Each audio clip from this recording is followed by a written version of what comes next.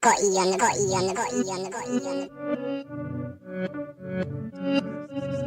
to your mind.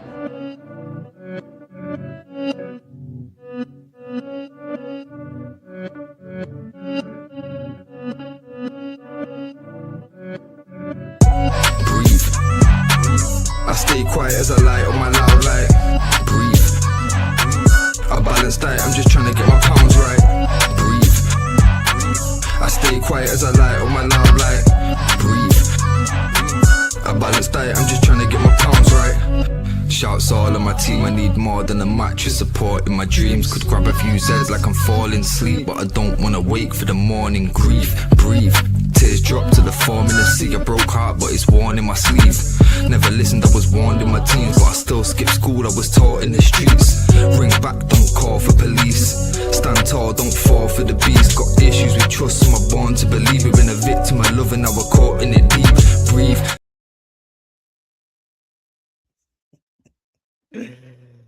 Oh my God. What's happening, people? What's happening? Well, I'm expecting a lot of these Arsenal fans to come in the chat today and just start talking. And listen, I'm ready for, if you guys want to give the smoke, it is what it is. When you give it out, you have to be prepared to receive the backlash, you know. And I did say yesterday Arsenal will draw in that game. And you know what? If I'm honest, it should have really been a draw. You know, if I'm looking at the mistake from Pickford, I mean, that is just poor goalkeeping for me. You know, what he was thinking, I don't know. You know, to try and claim a cross like that and then just completely fumble it doesn't really make any sense to me. But listen, Arsenal done what they had to do. Obviously, City drawing the game yesterday. 9 points. And obviously, look, Arsenal are in the driving seat.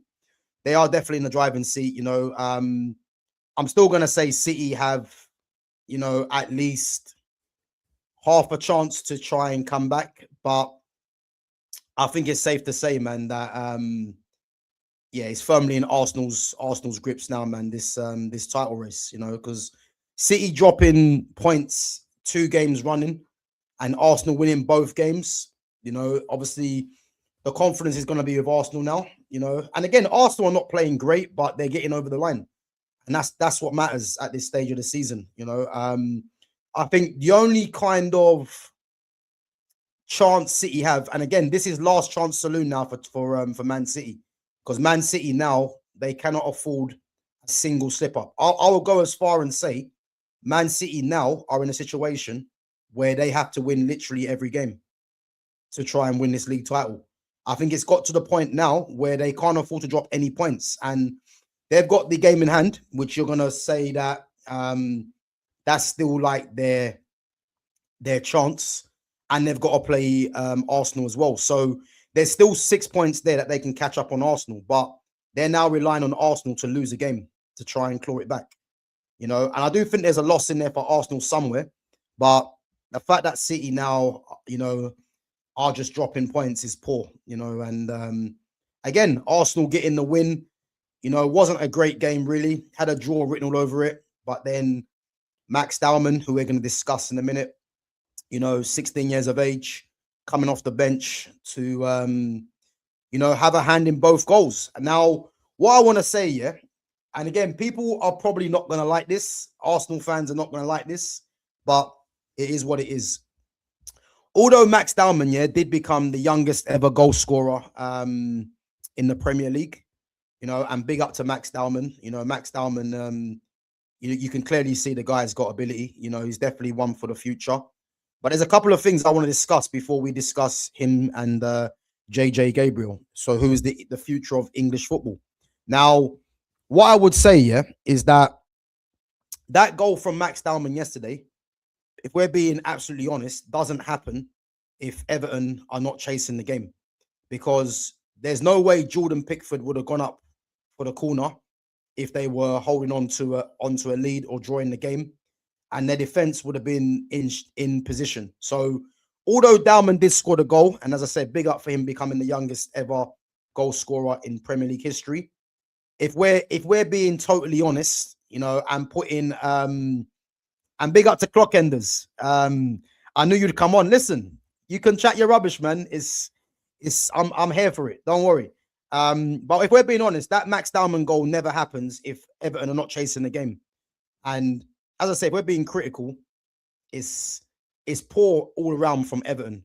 You know, the goal that Arsenal scored, the Gyökeres tapping, the goal that that Gyökeres scored was poor goalkeeping. But again, Hincapié, good touch, obviously squared it to Gyökeres and an easy tapping, you know, and what's that, 11 league goals now for Gyökeres, you know. Again, I was hearing 25 goals this season from Lumi Rain. Obviously, that's not going to happen. But listen, he got the all-important first goal, tapping. And then Max Dowman, as I said, on the breakaway. And again, that goal doesn't happen if Jordan Pickford is not in the box trying to score and Everton's defense are in shape. But nonetheless, listen, Arsenal getting the 3 points, 9 points clear of Man City. And you'd have to say that they're definitely the favourites for the title. I'm still saying Man City has still got something for Arsenal. And as I said, I'm still saying that Man City win this league title, you know, because they haven't been great. But as I said, man, it's one of them things for me that, yeah, they cannot afford any slip-ups now come the end of the season. And yeah, I said they got the game in hand. They've still got to play Arsenal, so that's 6 points. But now you're hoping that someone does beat Arsenal for you to have any chance, and you have to keep winning the games. So it is what it is. So Gyökeres, he's doing what he's been brought in to do, put the ball in the effing net. I hear it. Again, it's not about Gyökeres because Gyökeres was, you know, in the right place at the right time. There's no denying he's been absolutely poor this season. But again, man, he gets the all-important goal to set Arsenal on their way, you know, and that's at this stage of the season, that's all that matters. Obviously, you guys have got Bayer Leverkusen on Tuesday. You know, let's see what happens in that leg. And but again, everything's looking good for Arsenal right now, you have to say. You know, at home, second leg of the Champions League knockout round, top of the league, Carabao Cup final, next round the FA Cup. You know, it's perfect for them at the moment. But again, there's still a lot of football to be played. And for me personally, I've not seen anything of Arsenal, you know, to actually suggest that they're going to win absolutely every competition, you know. And as I said, that game yesterday had a draw written all over it. But Jordan Pickford calamity, and that's what Jordan Pickford does, you know. Pickford is one of them goalkeepers that he can make a world-class save, but then he can also make a world-class error. And that goal that he fumbled yesterday is what won Arsenal the game. Because if he doesn't make that mistake, it's a draw, if we're being honest, you know. But anyway, let's it's over, yeah? Okay, listen. Clock enders, if you think it's over, then listen, I'm not even gonna argue with you because there's no point. We'll have to just wait and see. But I am gonna stress to you though, yeah, that there is still a long way to go in this title race.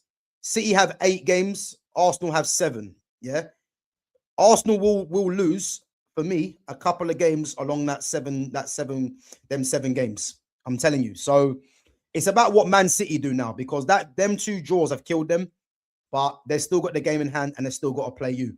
I believe, yeah, if Arsenal somehow come away with a draw or at best a win against Man City, it's all over. So I'm looking to that Man City game and the Carabao Cup and the league game. I think it's going to come down to that. And as I've said, you know, you guys have got Bournemouth at home. Yeah, you're expected to win that game at home, you know, and City have got Chelsea in the same week away. So again, it's all on Man City now, and it's going to be difficult. But listen, let's see what happens. But let's get on to it anyway. Max Dowman. Obviously, JJ Gabriel, we are going to discuss in a minute. But Max Dowman, how far can Max Dowman go in his career? I think what is refreshing to see, yeah, about Max Dowman is that he is definitely someone, you know, that I can look at. You know, I always look at first and foremost at players. You know, I can always see from the first couple of minutes if a player's got what it takes. You know, and the fact that Dowman's left-footed, me being left-footed myself as well, you know, I have a affinity to left-footed players because left-footed players are just different. Now, there was talk about Dowman being, you know, potentially on par with Lamine Yamal, you know, and again, that's nonsense. And the reason why that's nonsense, yeah, is because, as I've stressed before, Lamine Yamal was doing for club and country at 16 what Dowman's just breaking on to do now. And again, there's nothing taken away from Max Dowman, yeah. But when people start saying that he can reach Lamine Yamal's level, just go and have a check of what Yamal was doing at 16 and what Dowman's doing now. And again, Dowman for me, he needs to try and find a way of becoming a regular, even as early as it is now. Do I believe Dowman has the potential and the quality to be a starter for Arsenal right now? 100%. The fact he come off the bench yesterday, and you would probably say he was instrumental in Arsenal winning that game, does Mikel Arteta now give him his bow and play him? Because the problem that's going to happen is that you've definitely got a player in Max Dowman, yeah, that has the quality and should really be starting for Arsenal in terms of what they have in that position. But when you've got someone in Saka who's on 300 grand a week, he's their captain because Odegaard's not playing, and then you've got Madueke where money was spent on, how do you justify getting Dowman in the team? Because I think after this game, a lot of Arsenal fans, and obviously Clockenders yourself as well, you know, there's going to be fans that are going to be clamoring for Dowman to be starting games now. But how do you justify your team selection? Because because I see Saka playing in a 10 yesterday. Saka's not a 10. And again, what Arteta is doing is that he is just keeping Saka in the team because they've given him that big contract. And now he's got to justify playing Saka. But if you look at the impact of Saka and Madueke is more effective than what Saka's doing now. And then if you throw Max Dowman into the equation, yeah, do you drop Madueke and put Dowman on the right, and then you put Saka in the 10, which means what happens to Eze, you know, or do you drop Saka, play Dowman in the 10, yeah, or play Dowman on the right, Eze in the 10, Madueke in the left? Like, these are all the decisions now that has to be in Arteta's mind. Or does Arteta keep him as an impact sub to try and change a game if it isn't going Arsenal's way?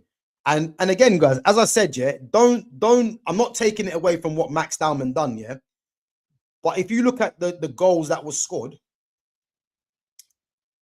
really and truly shouldn't really happen if we're being serious, because it was a goalkeeping mistake, and it was Jordan Pickford going up to try and get the equalizer, and the team just committing every player forward. So in isolation, you would look at those two moments as they're not things that really should happen. So that game really should have been a draw. But on the other hand, you look at it and you say, look, Arsenal got the job done in the end, you know, whether it was, you know, mistakes or whatever. So again, Max Dowman now, he's kind of route now for Arsenal now is to try and get a regular spot in that team, you know. And this is where I'm going to be looking at Arteta now, because if I'm Arteta now, I would have started Dowman a long time ago, because I look at what Arsenal have in that position on the right hand side, and he's got much more quality than both Madueke and Saka. But there's things in place now that can we actually see if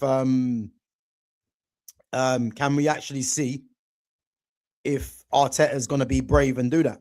You know, against Bournemouth at home, does he give Dowman a start, or does he think he can't really risk giving him a start in this game? You know, so we was winning. What are you on about? Laughing at Everton didn't score a goal, and sure as shit didn't deserve one. Yeah, but clock enders, like, if you understand what I'm saying, yeah. If you look at the goal that was scored, the first goal, yeah, it was a goalkeeping error. So what I'm trying to say, yeah, is that goalkeeping error has cost Everton the game, because Jordan Pickford makes an outstanding save 1 minute and then lets in a stupid goal like that. Because if Jordan Pickford just, even if he doesn't even come for that ball or gets a stronger fist to the ball, then that goal doesn't happen. And then the second goal doesn't happen either. Because you have to look at the fact that when that first goal went in, you know, Everton trying to get the equaliser in the last minute, they've committed every man forward, and Jordan Pickford was in the box as well. So if you're looking at that, the Dowman goal doesn't happen. The Dowman goal happened because it was against the run of play. Yeah, we have to look at things like that. I know, obviously, you guys are going to be excited, you know, because you guys won the game. Dowman's broke the record. I hear all that, yeah. But in isolation, look at the goal that was scored. That goal doesn't happen if Pickford is in goal and if they don't commit all their men forward. That's a fact, you know. And I'm not saying Everton deserved to win the game. They had chances, but they definitely should have got a draw from the game. And Pickford, more or less, cost them the game with that stupid decision to try and come for the ball and miss it. It's a fact. You know what I mean? It was also a banging ball to cause that mistake. Again, it was a good ball into the box, yeah, but you need to realize, yeah, that Jordan Pickford made the mistake. It wasn't an outstanding ball where it wasn't where it was a case where you couldn't defend the ball.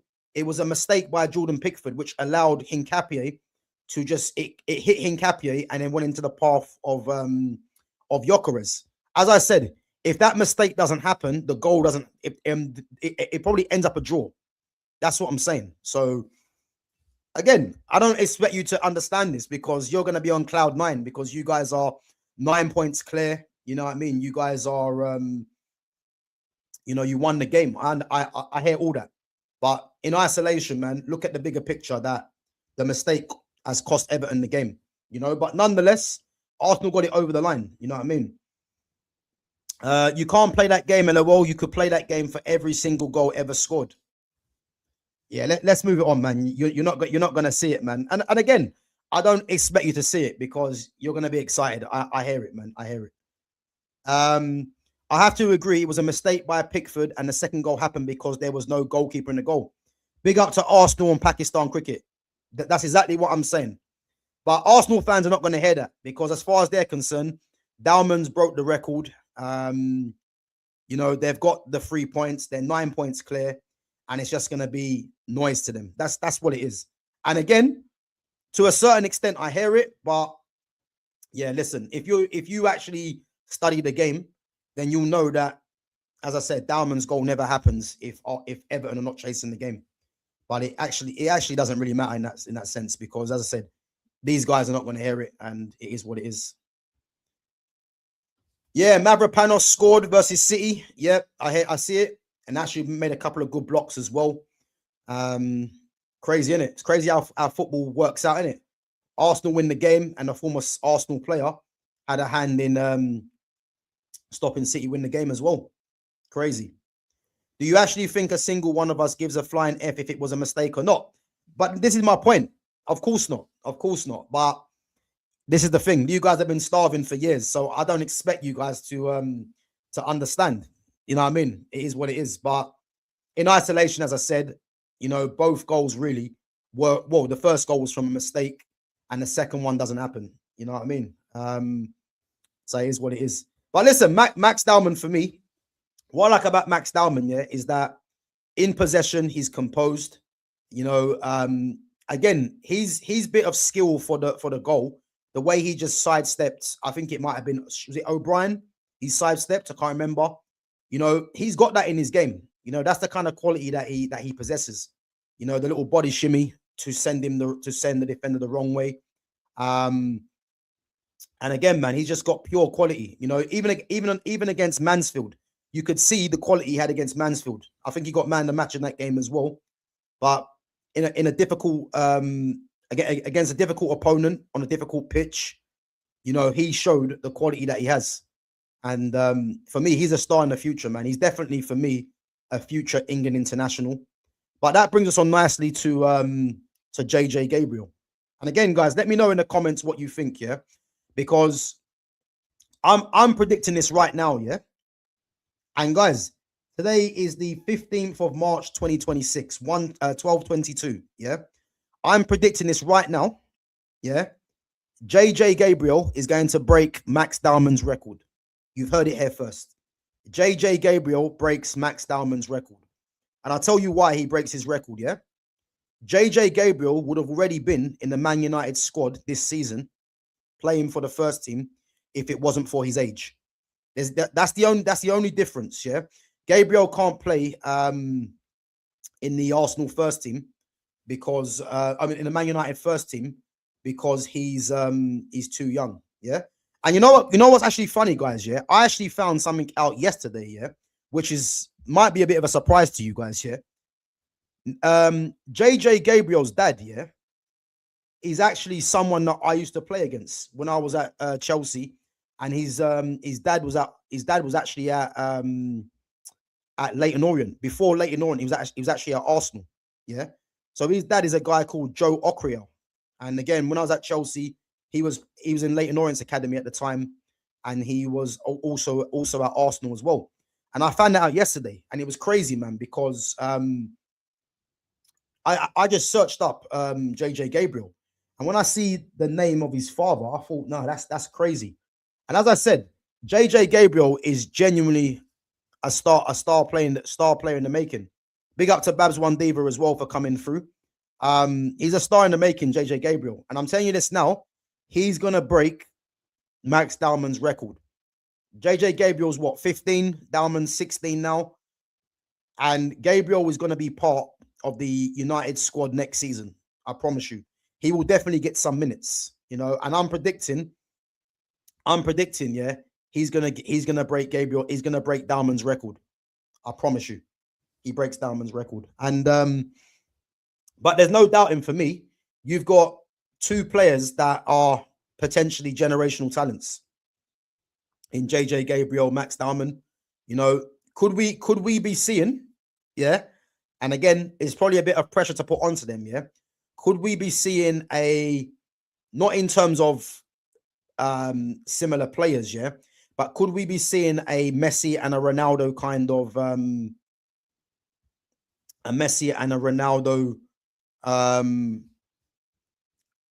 you know, duo in terms of two players that are trying to, you know, be the best? Who knows? You know, obviously both of them are English. JJ Gabriel can actually play for Ireland as well, and for Cyprus. Gav, what was his father's position? So his dad was a centre back. Yeah, his dad was a centre back. So as I said, JJ Gabriel's father is a guy called Joe Gabriel, and he's a guy that I used to play against back when I was in the academy, which is mad. And I literally searched it yesterday, and because one of my good friends as well, he was at Leyton Orient. And he actually played alongside him in the youth team as well. And he's someone that I played against before. And I say Joe Gabriel used to be at Arsenal, which is mad. So, yeah, I found that out yesterday. But yeah, listen, I think JJ Gabriel, man, for me, if I'm looking at the talents, and I know people are going to say Max Dowman, because Max Dowman's actually playing in the first team at the moment. But let's not lose sight, yeah, that JJ Gabriel, you know, would have already been in the first team if it wasn't for the registration because of his age, you know. And who do I think's got the bigger potential? It's difficult. It's difficult.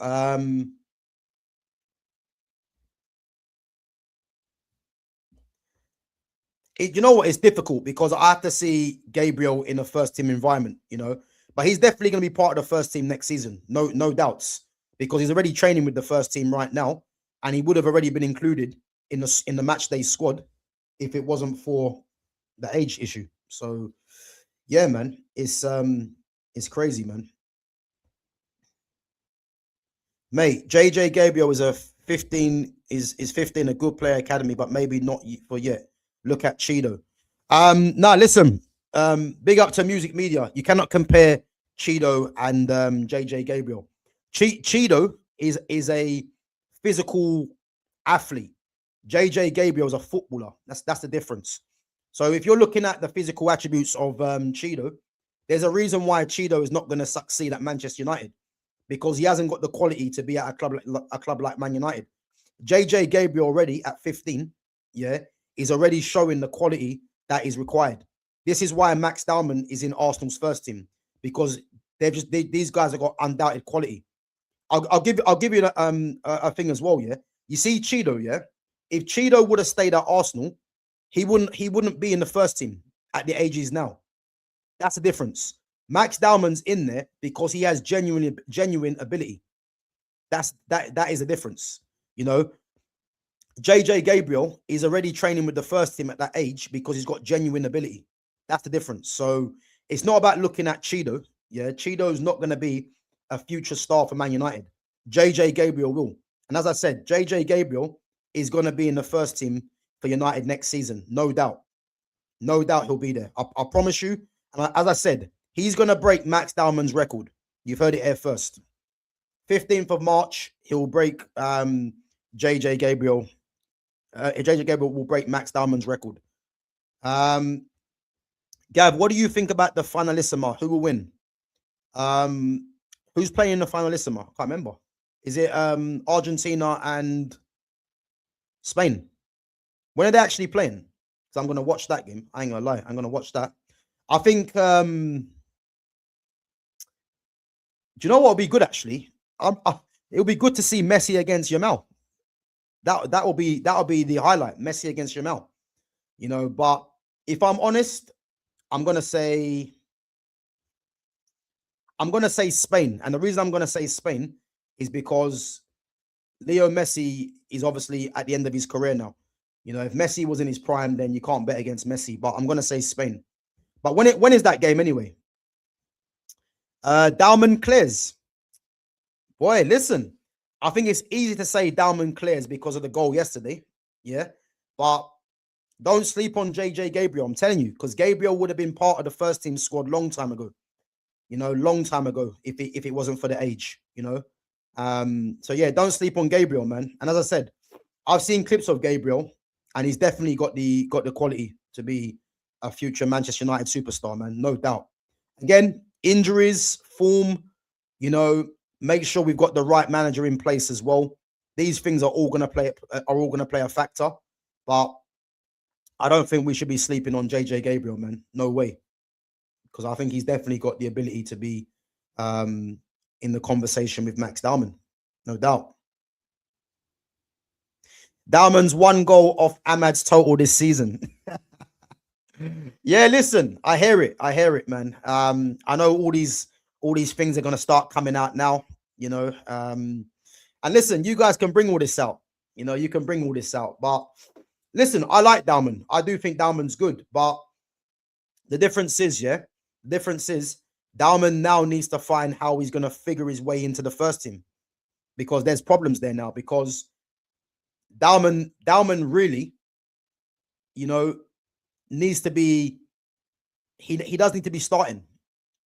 You know, if he wants to realize Lamine Yamal, he has to be starting right now. And the reality is, Arteta's not going to start him, because Arteta is in a situation where he's got, if you're looking at those positions where Dowman can play, yeah, you're juggling between, and I remember I said at the start of the season, yeah, you're juggling between Saka, who's the vice captain at the moment because Odegaard's out. Good ball. What a ball. What a ball. You're juggling between Saka, who's the vice captain on 300 grand a week, just signed new contracts. Madueke, who was bought for about, was he bought for about 50 or 60 mil, something like that? Eze, who was bought for about that much as well. Martinelli's on 180, and you've got Trossard, who's signed a new contract, and then you've got Kai Havertz, who's on about, what's he on, about 200 grand a week, something like that. So again, how does Arteta get Dowman in his team? That's going to be the question. And you know for sure, yeah, he's because it's crunch time in Champions League and the league, he's not going to risk starting Dowman in these games, because these are crucial games now. So let's see what happens, man. Let's see what happens. Dowman will be somewhere else soon. Yeah. Listen, I don't think Dowman leaves Arsenal, because Arsenal, what they're gonna do is that they're gonna give him everything possible to keep him. They are, like, it's obvious.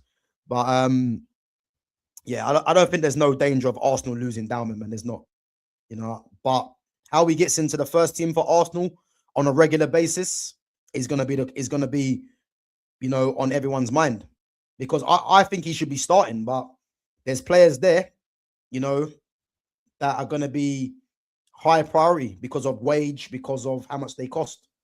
That's the problem, I think Spain will win. Yeah, I hear it. I'm going for Spain, and that's only because of as I say, Messi's the key defining player, really. So but yeah, let's see.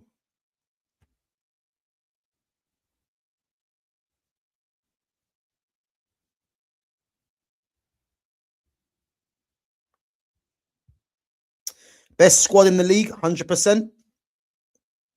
I'm not too sure if it's the best squad. I mean, you have got depth, but I don't think it's quality depth. If I'm honest with you, I don't think it's quality depth. I just think you got a lot of numbers.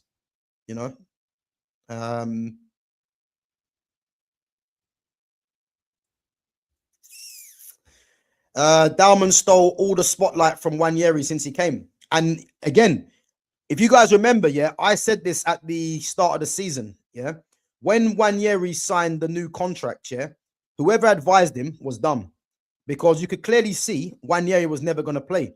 And obviously now Nwaneri is at Marseille on loan, Why he signed a new contract didn't make any sense, because what he should have done is gone out on loan, prove himself, and then when he comes back, this is when he can start calling the shots, to start saying to Arteta, you need to be playing me or I'm going to leave on a free. But the fact that he signed a new contract, Arsenal are now in control of Nwaneri. And now you've got Dowman, who, is the new up-and-coming star. And again, let's not forget, Nwaneri is still what, 18? I think he is. Max Dowman's 16. And it's like they're pushing Max Dowman to ahead of Nwaneri now. You can see. Who would have thought that? And now you've got Nwaneri that's signed a new contract, and Nwaneri is nowhere near the first team. Max Dowman is actually closer to Arsenal's first team than Nwaneri. And I mean, who would have thought that? You know what I mean? It's crazy. So again, the fact that Nwaneri is on loan, he should have went on loan start of the season and not signed that contract, because, if you prove yourself on loan, you would have had a lot more suitors. But him leaving Arsenal is going to be difficult, because, or unless Arsenal are just protecting the player's value, you know what I mean? Because if he does leave, then obviously Arsenal can ask for 40 mil probably. That's probably what they're looking at.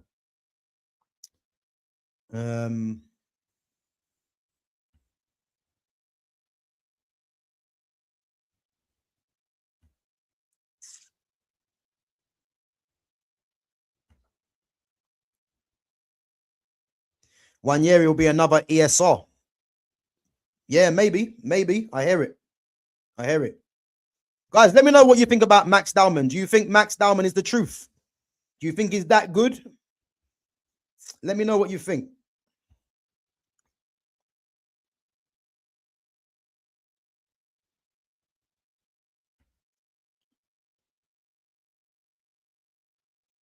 So don't worry, Ethan will come back to play in the 10, or Dowman move to the 10, Ethan on the wing. You know what? I hear it, but I don't necessarily think that's a certainty, because when you spent, if you're talking about next season, that's not a possibility, because if Arteta's there next season, is Arteta going to play Nwaneri in the 10, Dowman on the wing, or vice versa? He's not going to do that for a start, Is he going to... Because the biggest problem that you guys have now, is that Bukayo Saka has signed a new contract. So not only is Bukayo Saka experienced now, he's your highest earner, and he's your vice captain. So if Odegaard was to leave, Saka now becomes your captain, and then Gabriel will be the vice captain. Yeah. The problem that the likes of Dowman and Wanyeri have is that you could arguably say there is a position there that's not up for grabs. Because if you look at what Arteta's doing now with Saka, yeah, to justify Saka's place in the team, he's now moving Saka into the 10. Really, what he should be doing, yeah, is taking Saka out the team and then putting someone else there. But they've snookered themselves, Arsenal, by giving him that new contract. Because now you have to justify giving him that contract. And it's a case where a lot of players now are vying really for two positions. Because Saka's going to either play on the right or play in the 10, as is what's been happening. So that means that Eze now becomes surplus in a sense. Odegaard's out injured. Yeah. So even if Odegaard was fit, yeah, it makes it even more difficult to fit these players in. Because Saka really has a place nailed down. Not because he actually deserves to play, but because he's now the highest earner at the club. So Arteta now has to justify him playing, which means that Madueke is always going to come off or start a game, you know what I mean? Or come on. If you look at yesterday, was Trossard injured? He didn't even come off the bench.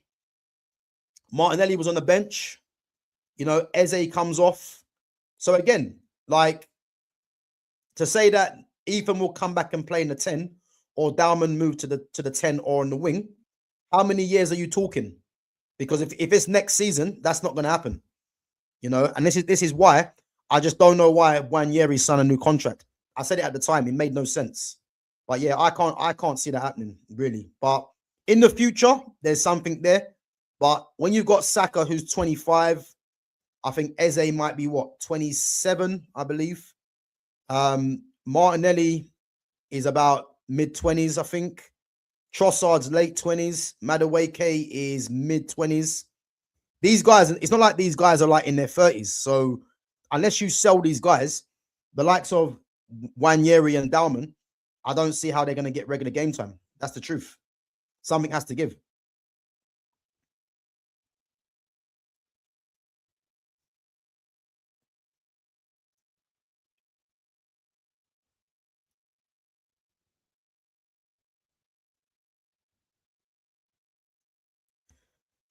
Gav, name a player who has played for Liverpool, United, and Real Madrid.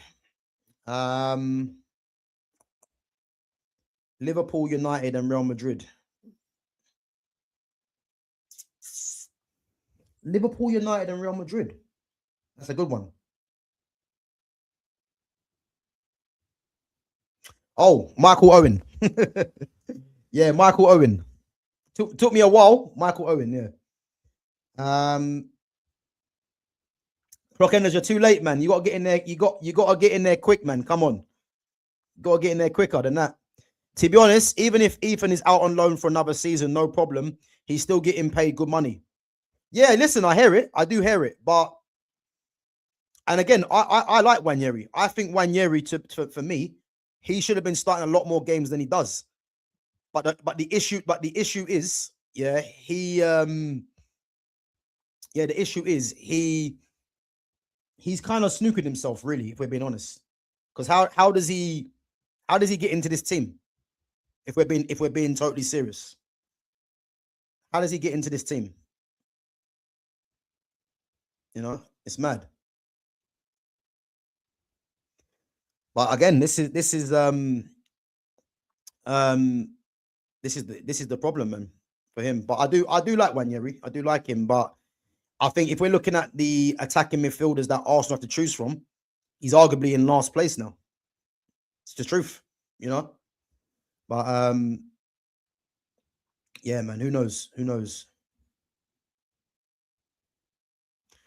The money's definitely done something to him. Hasn't looked the same player he has been previously. Players go through patches. He will come through it. He's good enough too. Now, listen, I disagree with that. I highly disagree with that. Saka hasn't, nothing's been done to Saka in terms of the money. Saka has always been just an average player anyway. You know what I mean? I think fans got carried away because, you know, there's a lot of other factors that go into it. You know, when Saka got the racial abuse, the media done their best to try and, you know, I would say protect him or just overprotect him. So that's definitely played its part in it. But Saka's just showing you what he is, and that is just a decent to good Premier League player. When people start saying that Saka is world class, it's just fans overdoing it. You know what I mean? And as I said, it's not that he's going through he's going through a patch. Saka's always been doing this. I think Saka had the one season where he got decent GA. But if you look at his career history, he's never got, you know, he's never got like more than 20 Prem goals. You know what I mean? Realistically, or 15, I don't think. So yeah, it's nothing to do with Saka going through a patch. I think Saka is just what he is now. And what Arsenal have done, they've capitalized on the fact that Saka's PR and all that kind of stuff to give him the new contract. But really and truly, you've given him a new contract, and now you've got the likes of, let's say, a Dowman coming through. And Dowman's growth, in a way, is going to get stunted because Saka's now on a new contract, and you have to justify him playing, which means that you have to be getting top performances week in, week out for Saka to justify giving him that contract. And now the problem is he's going to take up a space which could be going to the likes of a Dowman. These are the things, you know. Guys, let me know who's got a bigger future, JJ Gabriel or Max Dowman. As I said, Max Dowman, you know, breaking the record for becoming the youngest Premier League goal scorer. I'm telling you this right now, on the 15th of the 3rd, JJ Gabriel breaks his record. I'm confident he breaks his record because he'll be part of the first team squad next season.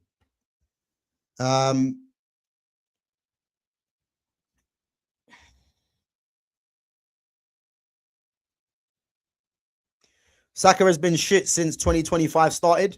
Yeah, he has. But again, he hasn't been good the whole season. You know what I mean? I haven't watched every single Arsenal game, but the games that I have seen, he hasn't been good the whole season. Yeah, he hasn't been good really in the majority of games. You know, I think Saka just what I would say is that Saka gives a decent performance more or less every game, but decent for me is like a 5 out of 10, 6 out of 10. You know, I've never seen Saka have an outstanding game, but then again, I've never seen him have a great game. I think he's somewhere like in between that. Really, he's having a decent game, but again, the media and the pundits overdo what he does. You know, he's got better stats than Ahmad. I mean, I'm not quite sure why Ahmad's been brought into this. You know, it doesn't really make sense to me. You know, I'm not sure why he's been brought into this. I mean, where was Saka in the game when we beat you 3-2? Where was he? You know what I mean? Where was he? And again, he's gonna have better stats than Ahmad. He's played more games than Ahmad, and he's playing in a more attacking position than what Ahmad's been playing. But it's not about Ahmad and Saka. As a footballer, Ahmad clears him. You know what I mean? If you're looking at GA, which Ahmad's not known by, then if you want to say he's got better GA than him, then cool, man. But Ahmad's a better footballer than him, no doubt.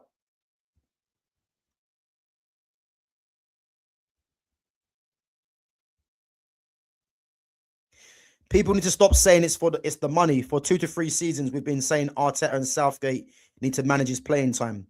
90 minutes for England, 90 minutes for Arsenal. Insane. Yeah, big up to King Jams, man. Coming in with some good chat, man. Big up yourself each and every time. So yeah, exactly, man. I think you know what it is for the likes of Saka, yeah. He's been so protected by the media and the pundits and by fans. It's like whenever you say something, you know, whether people think it's against Saka, you know, there's always there's always some sort of defense for him. You know what I mean? People just need to call what they see. You know, the facts are, yeah, you know, Arteta and Southgate, when he was there, played him the majority of the games. That's down to them. Yeah.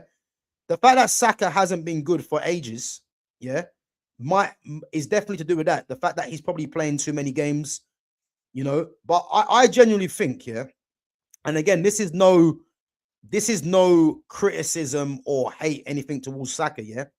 Saka just isn't as good as what they're making him out to be. You know what I mean? And someone like Saka is just a good player, and there's nothing wrong with being good. The issue that I have, yeah, is when people say that Saka is one of the top players in the world. Yeah, I told you guys this before already. Yeah, Jared Bowen is better than Bukayo Saka. Jared Bowen's better than him, but people don't want to believe it because Saka's at Arsenal and Bowen's at West Ham. But Saka couldn't do what Bowen is doing for West Ham. No chance. No chance. Saka's playing in a system where the system is revolved around him. He plays every game, more or less every minute of every game. Yeah. And he's playing a system which tries to get the best of him, the best out of him. At West Ham, yeah, they're a relegation threatened team. And Jared Bowen has to turn up week after week. And he's got better numbers than him as well. So again, people don't want to hear these conversations because, you know, Arsenal are top, Saka's on 300 grand a week, you know, he's the darling of English football along with a few others, and it's all about, you know, protecting him. But for a guy that's on 300 grand a week, yeah, is the return of 6 Premier League goals acceptable? And it's not. Let's face it. So yeah, listen, he has been overplayed in my opinion. You know, he suffered a bad injury as well. But all this, the money hasn't changed him. The money hasn't changed him. He just isn't that good as what people are making him out to be. It's that simple, you know. Dowman will get game time. We're in all 4 comps. Put not 2 games a month for Man United. But again, clock enders, like, big up yourself, man. But it's not about Dowman getting game time. We know Dowman will get game time, yeah. But when I'm hearing that Dowman, you know, there's people out there that genuinely think, yeah, Max Dowman can reach Lamine Yamal's level, yeah. And the age that Dowman is now, Yamal was doing it at that age for club and country, being a main starter, yeah, and winning trophies. Max Dowman is coming off the bench sporadically, and he can't get himself a regular, and he can't get himself 90 minutes yet for Arsenal. And that isn't because he isn't good enough. It's because of the kind of players that are in front of him in terms of the money that's been spent or the wage they're on. The difference is if Lamine Yamal is at Arsenal, he starts every game. Saka has to work around him. That's the difference I'm trying to make to you, yeah? So Dowman will get game time, but Dowman's 16 now, yeah? Next season, you're probably looking at Dowman as being a breakthrough star in terms of starting every game. Can you honestly tell me right now, next season, Dowman starts every game for Arsenal, the majority of the games? Because for me, I don't think he does because of the money that's been spent in them positions and the fact that Saka's now on a new contract because they're trying to force Saka into this number 10 role, yeah? He's not a number 10. And if you're Eze, yeah, and you're seeing Saka play number 10 ahead of you, you're asking questions. It's the truth, you know what I mean? So let's see, man. But as I said, I do like Dowman, man. Dowman over Gabriel. Whoa, let's see, man. Let's see. Once JJ Gabriel is in that first team squad next season, and again, for those of you that have joined late, the only reason why JJ Gabriel, yeah, isn't in the Man United first team squad right now is because of his age. Because he would have already made the first team appearance for United already, you know. And as I said, you know, I'm predicting he breaks Dowman's record. Yeah. Yeah, big up, man. All well, all good, all good. He's played over 300 games. Wild. Yeah, listen, he has. He's very experienced, Saka, at the age of 25. He is very experienced.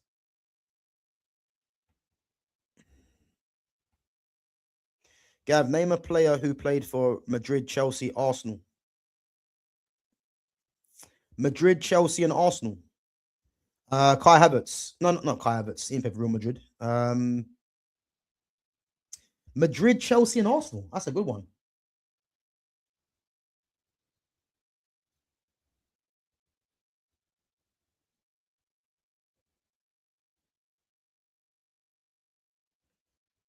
Madrid, Chelsea, and Arsenal.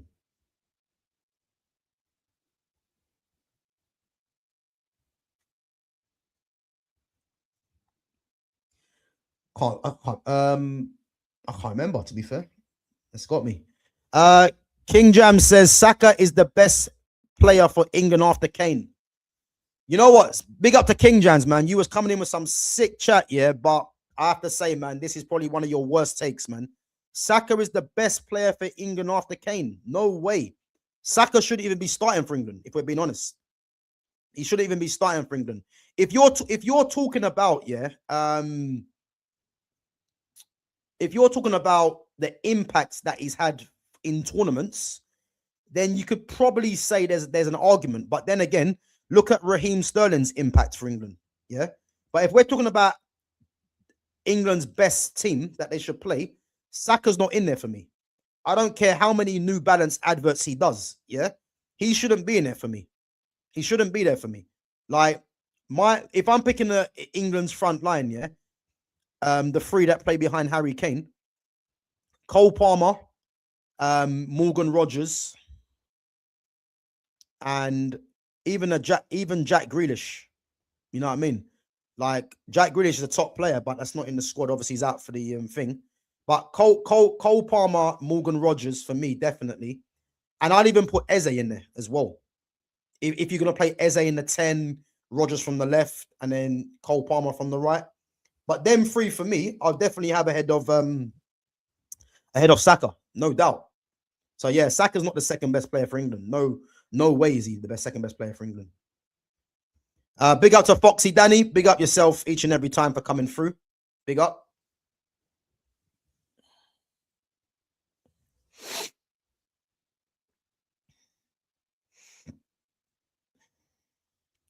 Big up to Babs One Diva as well.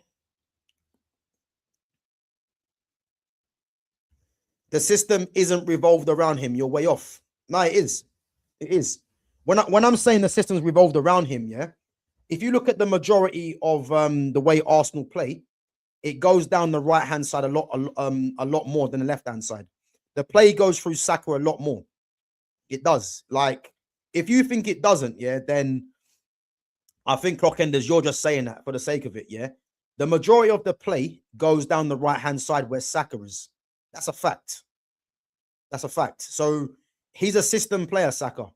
He can't go to a team and take the team by the scruff of the neck and win games single-handedly. He can't do that.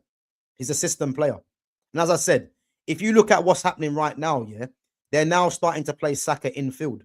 And that is only because they're having to justify Saka staying on the pitch. It's a fact. You know what I mean?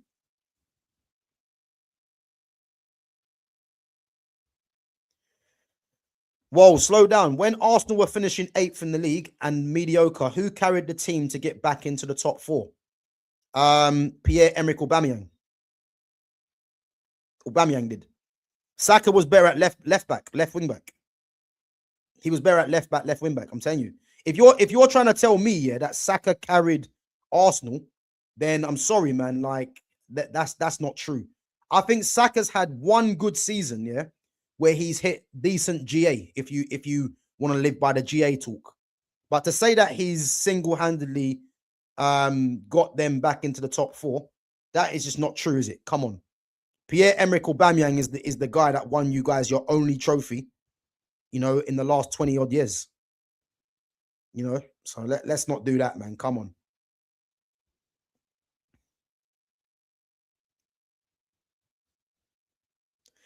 Chances he hits Yamal's levels are low. Who's saying this stuff? You know what? Big up to yourself, Clockenders, because I thought you was going to be on board with all this, yeah. But what I will tell you, yeah, I've seen people, and you're right, it's on Twitter as well, yeah. But Twitter is just is a clown platform anyway. You know, some of the nonsense you see on Twitter is just ridiculous, yeah. I'm seeing people saying that Dowman can reach Yamal's level. I'm pretty sure someone come on here saying the same thing as well, you know. But again, he cannot. Like, for me, he's a very good young player. But to say that he can reach Yamal's level is just comical, really, because Yamal's just different, man. As I said, And that's not taking nothing away from Dowman, but to be comparing him with Yamal is just stupid. You know, it's just silly. All right, yeah, Yamal got pocketed, yeah. And this is the thing, yeah. This is the thing, yeah, with Yamal, yeah. There's people out there that are plotting on Yamal's downfall, which is sad to see, yeah. And the reason why they're plotting on Yamal's downfall is because Yamal has an arrogance about him that people just don't like. But let's not be fooled, yeah. And I want to see how the media react to this. Max Dowman's got the same kind of arrogance about him, but is he going to get a pass? Because throughout the years, yeah, there's been certain players, and you guys should really know where I'm going with this, yeah. There's been certain players that have been ridiculed because they've got a perceived arrogance about them.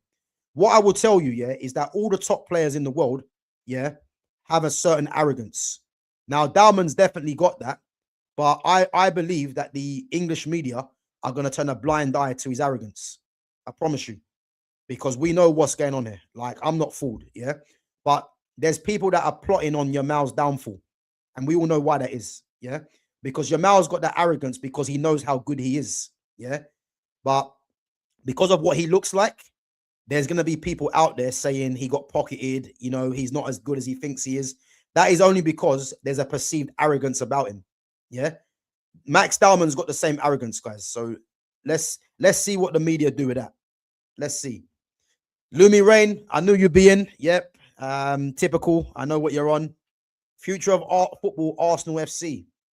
Max Dowman's the next Messi. Here and here we go. Here we go. Max Dowman is the next Messi. Listen, let's hope for your sake, yeah, that he is the next Messi, because maybe you might start winning trophies. Let's hope.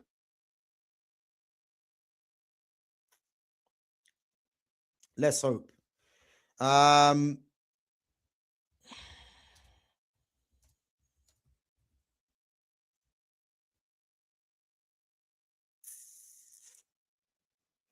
Guys, bear me 1 minute.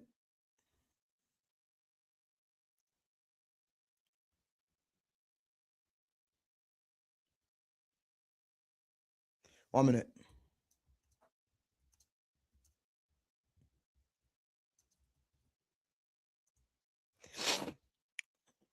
Guys, make sure we're smashing the like button as well, and make sure we are subbing to the channel if you're new in there as well.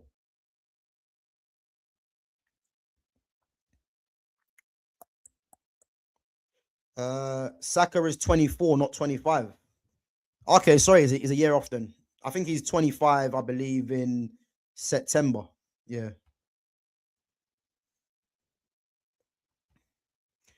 Saka ability-wise is the best English player, not just not performance-wise. Yeah, I'm guessing, Lumi. I'm guessing, man. You know, I'm guessing you haven't seen too many players then, because that is arguably, yeah, one of the worst comments I've seen for a while from you, Lumi.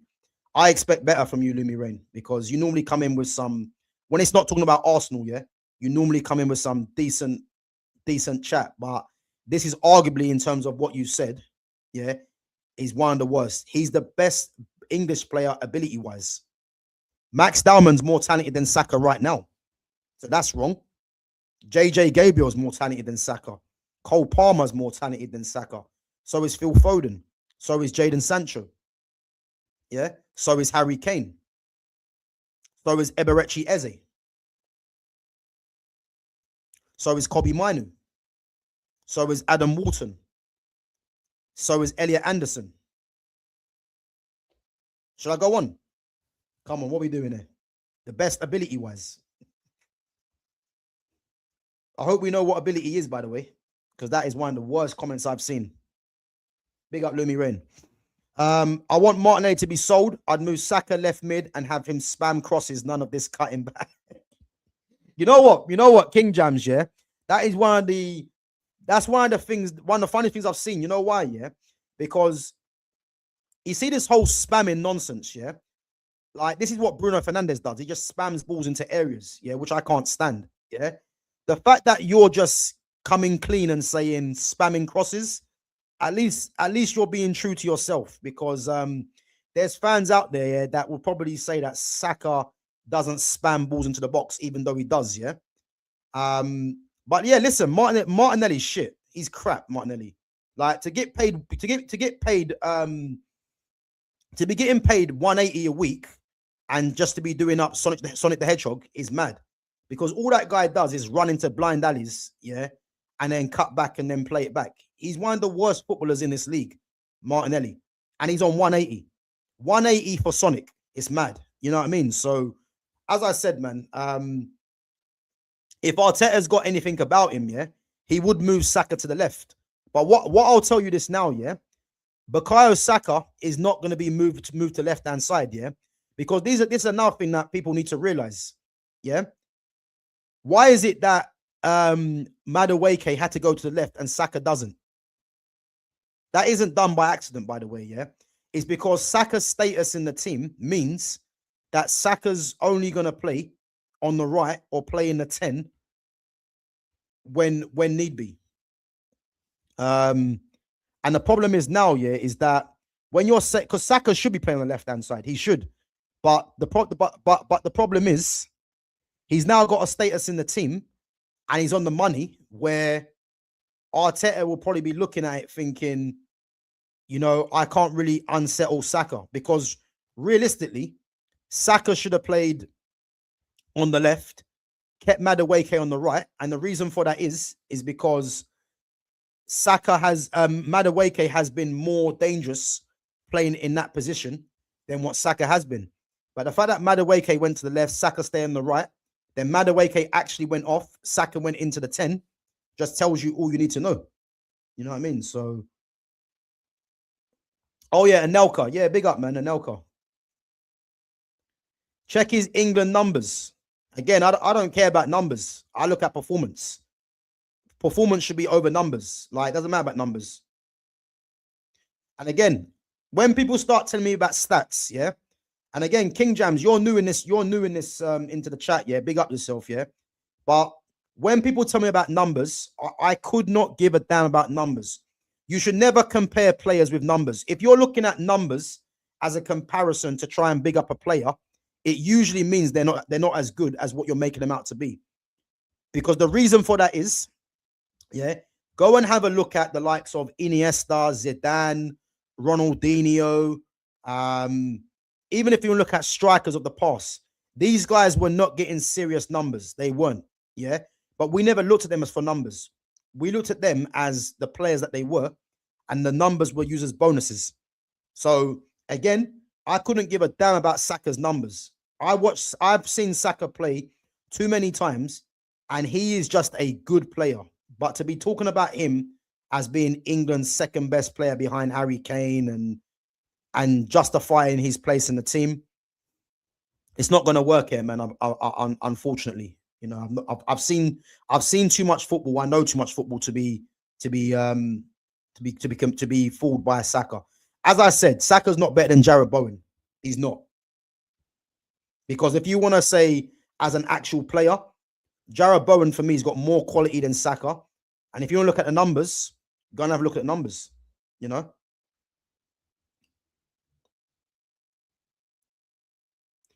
Bro, listen, don't listen. And again, yeah, the fact that Jack Grealish gets laughed at, yeah, it just shows me that football's weird now, man. It's in a weird place. Like, people don't deep how good Jack Grealish is, because what Jack Grealish does, yeah, is not replicated on stats. Yeah, the fact that Man City won the treble, Jack Grealish was arguably their best player. He was instrumental. Yeah, go and watch Jack Grealish in that treble winning season for Man City. The way that Jack Grealish was, you know, keeping the ball, the amount of fouls he was winning, like these kind of things, yeah, they go unnoticed. You know what I mean? And when people are laughing, saying Jack Grealish, that is only based off of numbers. And this is what football's become now. People just care about numbers. And if you're not getting decent numbers, yeah, you're not taken seriously, unfortunately, which is just mad. But people not taking Jack Grealish seriously, yeah. To me, it just shows you where football's gone, really. Because if you think Saka's better than Jack Grealish, then I'm sorry, man, he's not.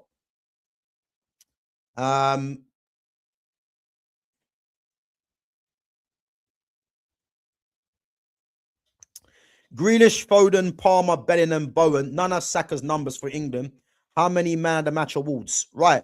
Bellingham shit. So I'm not here for Bellingham. He's rubbish. And he shouldn't be put up to the England squad anyway. Cole Palmer, again, Saka's played a lot more games than Palmer. So to use the numbers argument doesn't make sense. Phil Foden is a very good footballer, but I've admitted that Phil Foden, has been surpassed by Cole Palmer, and Jack Grealish. Why are we looking at numbers? Because Saka's going to have better numbers than these guys, but numbers shouldn't be looked at as a way of saying that player deserves to be in the team. It's nonsense. It's about having a balance, So again, as a footballer, if you want to say Saka's better than Jude Bellingham, yeah, I agree with you. He is. But he ain't better footballer than Grealish, Foden, Palmer, or Bowen. It's a fact. You know what I mean? So again, let's leave the stats out and look at the player.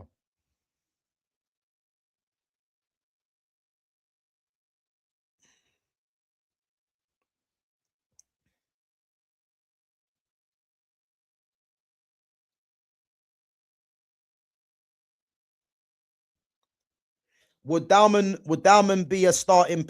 Would Dowman be starting for a Spain or a Brazil? Listen, that's a very good question. Yeah, would he be starting for Spain or Brazil? Well, he wouldn't be starting for Spain. He wouldn't, as good as he is. He wouldn't, because he's not better than Yamal. That's the first thing. Yeah, and I'm looking at where he plays. He's not better than Yamal. And in the 10 position, if you look at how Spain play with their midfield, yeah, they either play a flat 3 or they play with a number 10. The number 10 players that are there is Dani Olmo. And Dani Olmo's a very good player, by the way. And then you've got Fermin Lopez, who's coming through. Who else is there? I swear there's someone else. So you've got Dani Olmo, Fermin Lopez. And I think there's someone else. But again, if you look at their midfield, yeah, you've got Rodri, you've got Pedri, who's the best central midfielder in the world. You've even got Fabian Ruiz. Because let's not forget, yeah, that Spain play with a 3 in midfield. Yeah. And I think they're better with a 3 in midfield if they play Rodri, Pedri, and Fabian Ruiz. And they've got other options in there as well. Yeah. So again, Dowman wouldn't start for Spain. Where's he going to play? He's not better than Yamal, and he's not a central midfield player. He's a number 10 or a right winger, and you've got Yamal there, so he's not going to start for Spain. For Brazil, again, Brazil have a lot of. They got Esteval. They've got players that can play on that side. Esteval. You've got Rodrigo, who's out injured. You've got even guys like Anthony. You've got, who else is there? I think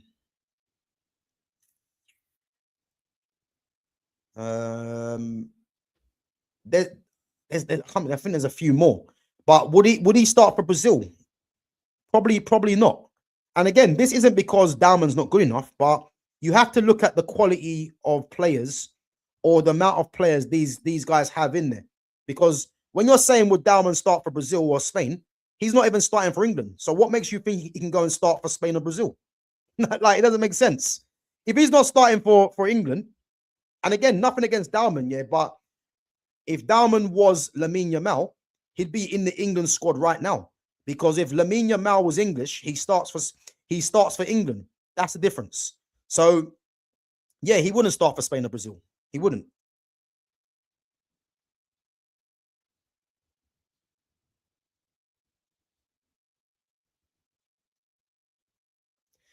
Bro, you know why Liverpool are finished? No Robertson and Trent to spam 30 crosses a game. They used to spam crosses. I mean, Liverpool, to be honest with you, yeah, they showed last season that they were on the decline, really. I look at and I've always said Liverpool should be playing a 3 at the back, because it would have made Van Dijk look a lot better. So hey guys, I'm just going through United's lineup here against Villa. He's playing the exact same team that I said he would play. Yeah, I knew he was going to play Mbuemo through the middle, and to be honest with you, I'm not really happy with that. Let me see, guys. Bear me 1 minute. I'm just looking at the what's going on there. Anana Barkley's playing. Buendia, Rogers, McGinn, Watkins, Dina. Yeah, he's playing a similar team. Yeah, guys, I have to be honest, man. I'm not happy with the Man United team, man, because I thought Carrick's playing Mbuemo through the middle again.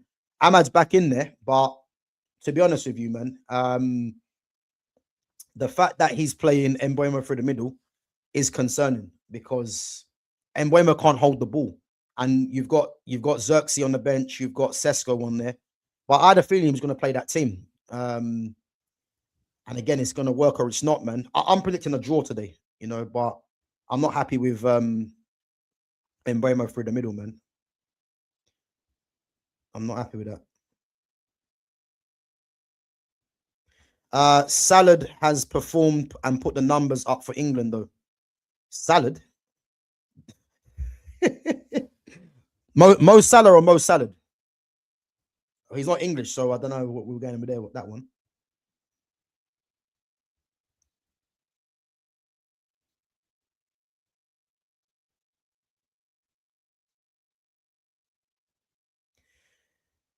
Saka is definitely better than Grealish. LOL. Gav, come on, put bias aside there, man. Listen, whatever I say, yeah, I believe in it. Like, there's no bias. Why would I say Grealish when Grealish played for Man City, who's our rivals? There's no bias. I'm just giving you straight footballing opinions, football facts. You know what I mean? You can't tell me Saka's better than Grealish. Off what? Because Saka gets better numbers. Like, Jack Grealish clears him in everything as a footballer. Like, if you want to say Saka's quicker, yeah, cool. If you want to say Saka's got better numbers, yeah, cool. But as I keep telling you, the game is called football. You know, there's no way you can tell me Saka's better than Grealish based off of what? You know what I mean? This doesn't make sense. Come on, man.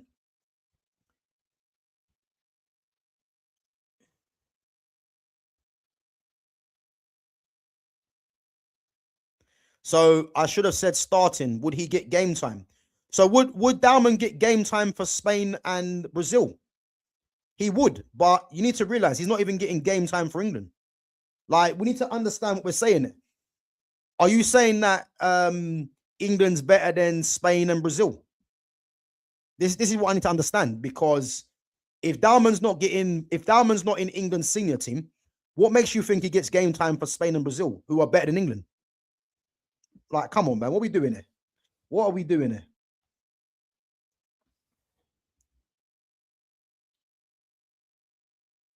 Yeah, but again, look at who's in front of Dowman for England.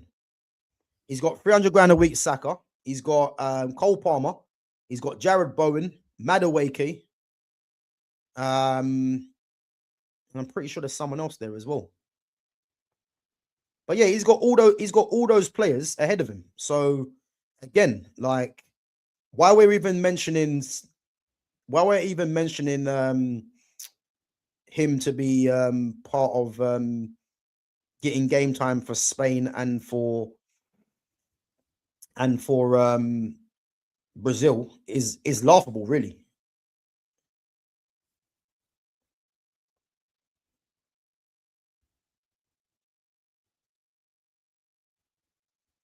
Lumi, you think Saka's world class, yeah? Who is he? Who would you say, yeah, in terms of his position? Who would you say? Where would you say he ranks in terms of his position as a left-footed right winger? Who is the only player that you think's better than him?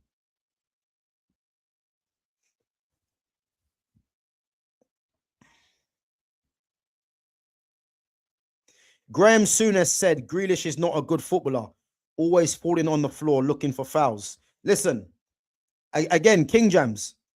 Graham Souness was a hatchet man. Graham Souness has no grounds to talk about any footballers because he won a great footballer himself. So when Graham Souness says this nonsense, yeah, this is the same Graham Souness that criticized Paul Pogba. Paul Pogba has more quality in his weak foot than Graham Souness has in his whole body. What's he talking about? Like when I see things like this, yeah, it makes me laugh because Graham Souness was a hatchet man of a player. He was crap. He was crap. Like I'm not here for the Graham Souness revisionism. He was poor. So for him saying that Grealish ain't a good footballer because he's always falling on the floor, he doesn't have the slightest idea, yeah, of what Grealish does. And Grealish doesn't fall on the floor. He's a very clever player, Grealish, like in terms of how he protects the ball. You know, if you watch Jack Grealish, yeah, the only time he gives the ball away is if someone fouls him. That is an underrated skill in football because football's never been about giving the ball away. In this era of football, about spamming crosses, that's all people care about.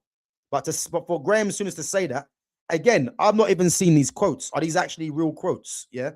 These seem made up to me, yeah.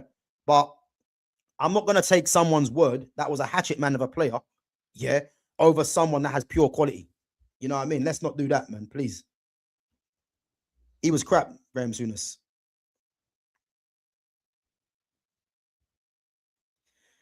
Saka over Foden and Palmer. If you was to rank them three in order, yeah. If you're saying ability, Saka's last. If you're saying GA, I think Saka might be 1 or 2.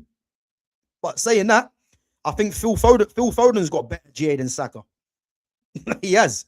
You know, Cole Palmer's got a hat-trick in the Premier League before Saka as well. So again, it depends what you're comparing, because if it's football, then Saka's bottom of the pile. It's just that simple. You know what I mean? So again, I asked you, Lumi, where do you rank him in terms of world stars? Yeah, and you're not mentioning there's 3 players that he's not better than, and you're not mentioning them. I wonder why that is. I wonder why that is.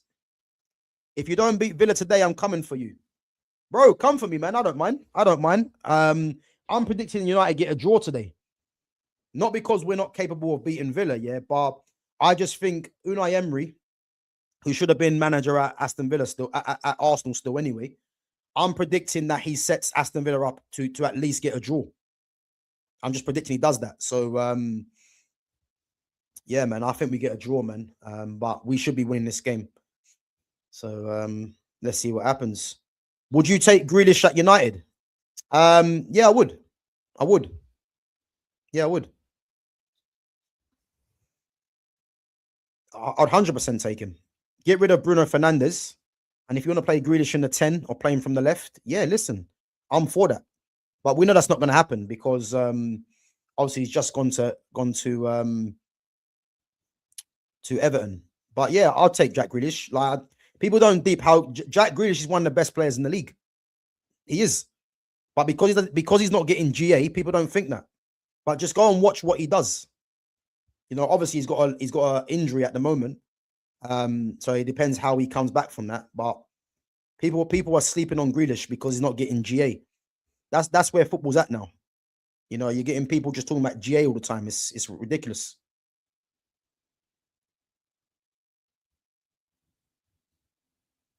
Emery can't even hold water. Villa will go 2 goals up and crumble. Boy, he's got European pedigree, King James. What are we doing there? He has European pedigree. Has your team got European pedigree? Just saying.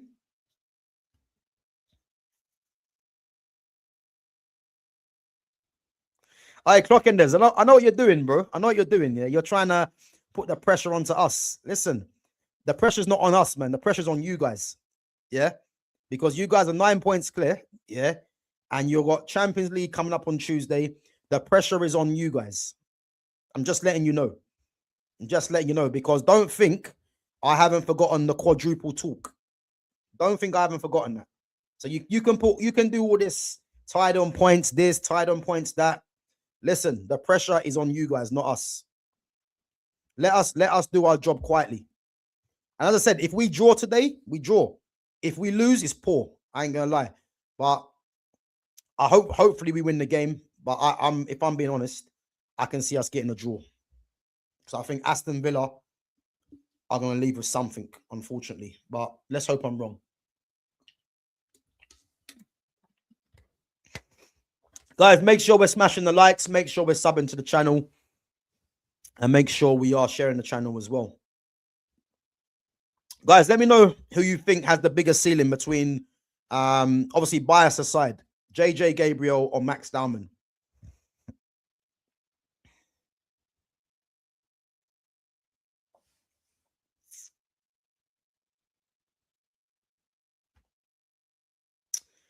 Yeah, Brighton won. I think they beat Sunderland. I didn't even see the game, but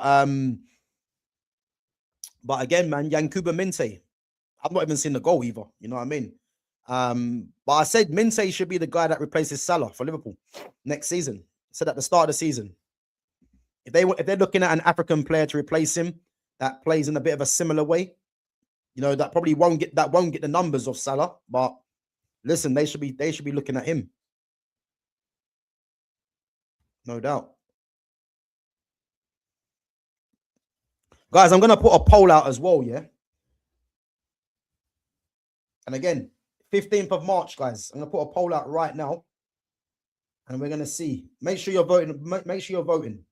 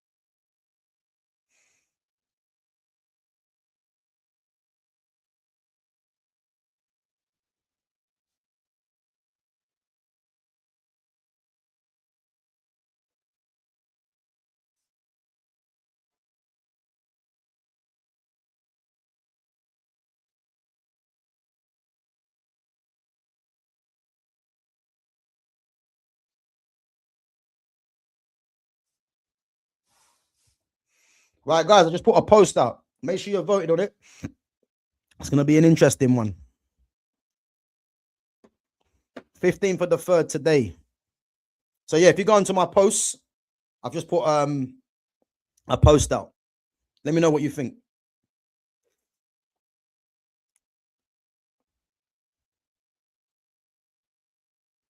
One game every 2 weeks. You bums better win.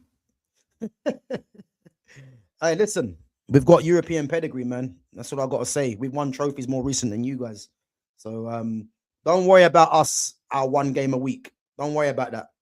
You guys just focus on Bayer Leverkusen on Tuesday and the rest of the Premier League season. As I said, you guys are firmly in the driving seat. You know, this is where squeaky bum time.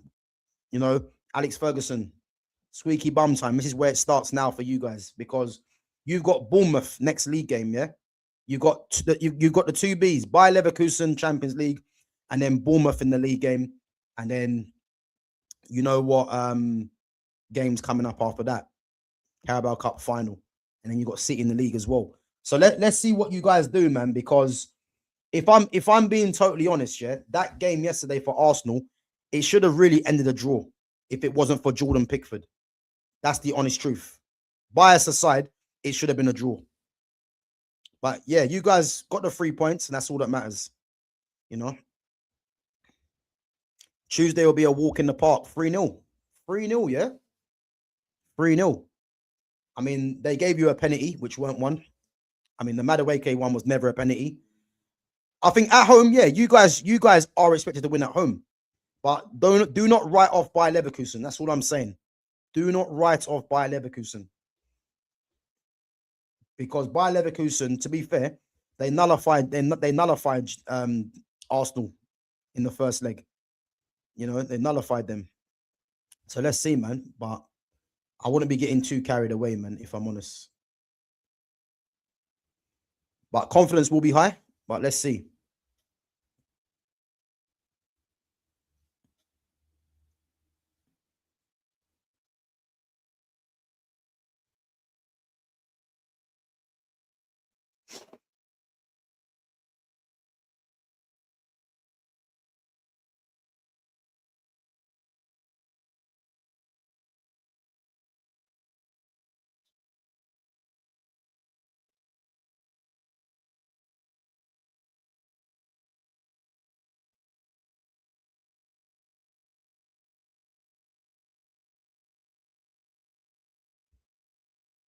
Okay, guys, next week as well, make sure you guys come through next week. So we are going to carry on our all-time 11.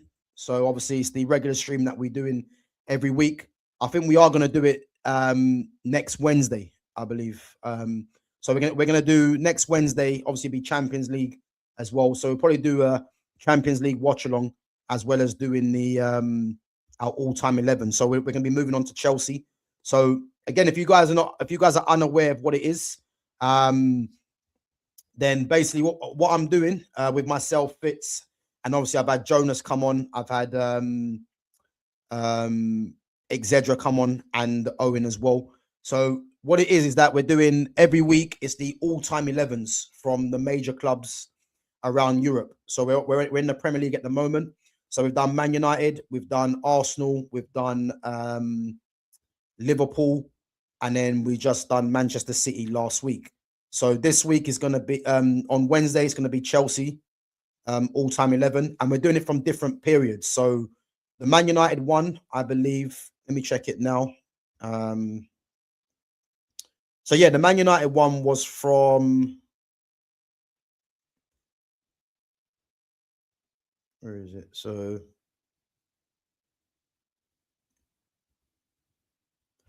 Let me check. So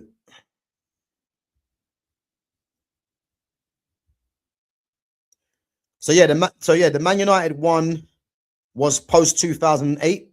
The Arsenal one was post Invincibles.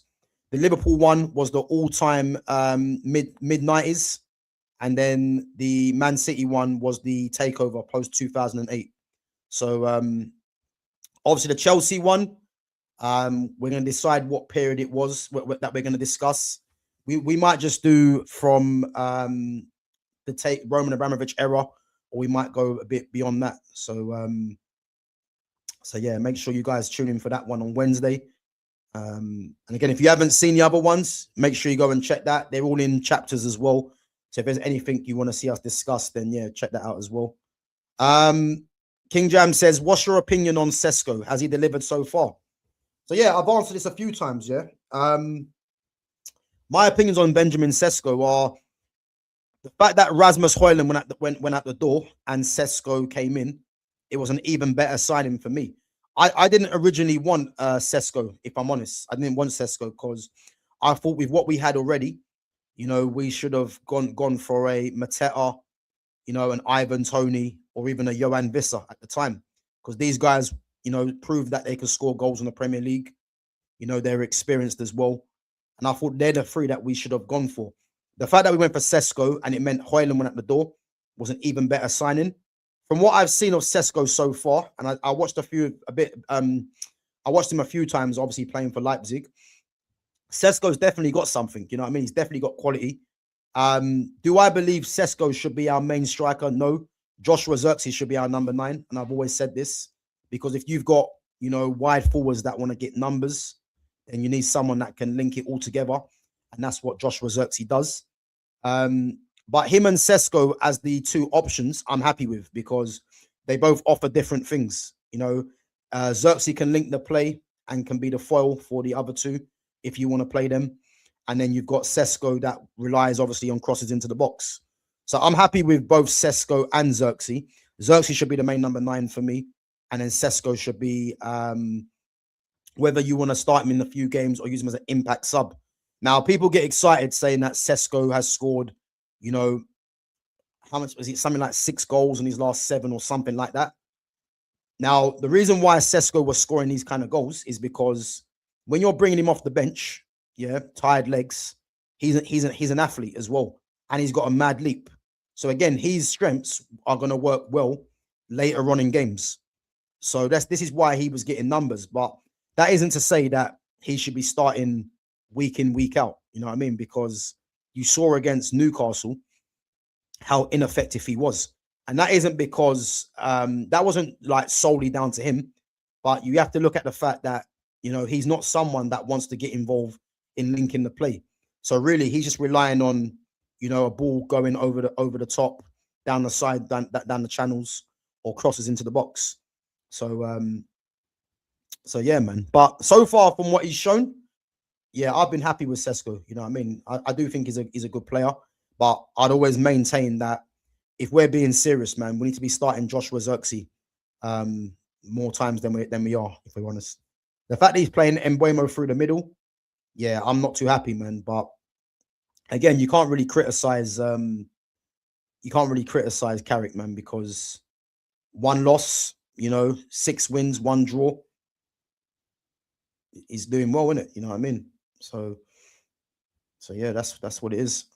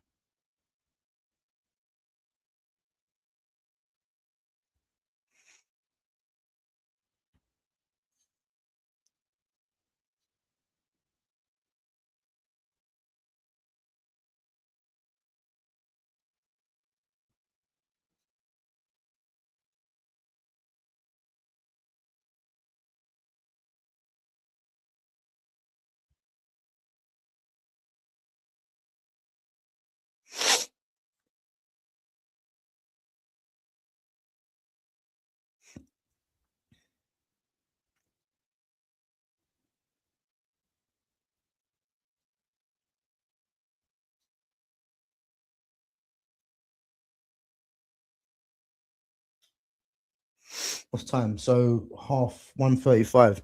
Kickoff's in a bit. Well, in about 25 minutes. Man United and Aston Villa. So yeah, gonna wrap it up in a minute. Go and watch that. Guys, what's your predictions to the Man United and Aston Villa game today?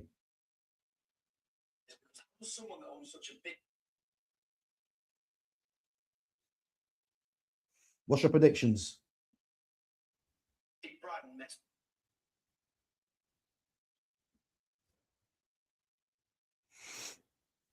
I'll probably do a reaction to the game as well, to the Man United and Arsenal and the Man United and Villa game straight after.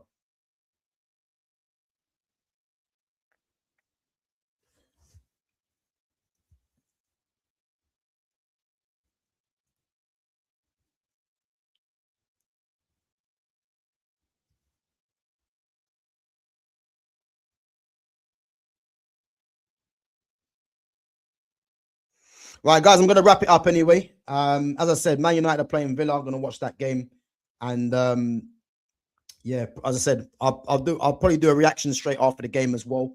Let's hope we can get the 3 points. But yeah, let me know after the stream's ended, guys. Let me know what you think of the potential between JJ Gabriel and Max Dowman. Let me know who you think has the higher ceiling, and are they the two players that are the future of England? You think both of them as well will be future England internationals? That's one to watch, because obviously the attackers in them positions, they're all quite fairly young as well. But do you see them two being part of that as well? But yeah, let me know. Make sure you're subbing to the channel. Make sure you smash the likes. Make sure you share the channel on all your social media platforms. And yeah, I'll catch you guys in a bit. Take it easy.